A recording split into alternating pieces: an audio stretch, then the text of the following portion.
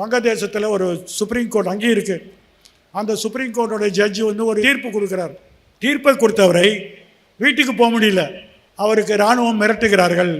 ராத்திரியோட ராத்திரியா ஒரு பிளேன் பிடிச்சி ஆஸ்திரேலியாவில் போகிறார். ஆஸ்திரேலியாக்காரன் என்ன பண்ணுறான், எல்லாரையும் உள்ளே ஈஸியாக விட மாட்டான்.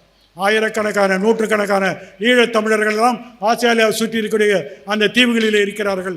ஆஸ்திரேலிய அரசு அவர்களை உள்ளே விடாமல் வைத்திருக்கிறார்கள். ஆனால் இந்த நீதிபதிக்கு சொன்னார்கள், ஒரு வாரம் தங்கிட்டு போய்கோன், அதுக்கு மேலே விட தயாரால். இப்போ அவர் கனடா நாட்டிலே அகதியாக இருக்கிறார்.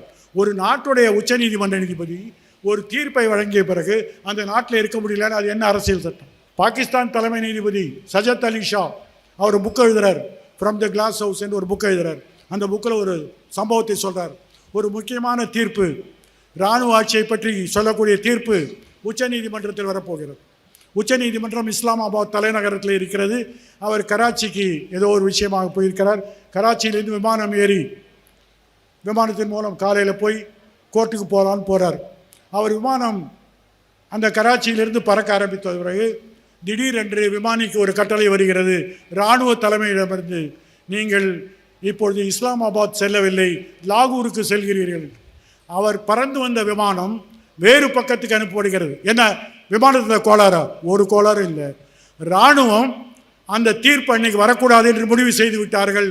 தலைமை நீதிபதிகள் விமானத்தையே மாற்றுகிறார்கள் என்றால் அங்கே ஆட்சி யார் செய்கிறார்கள்?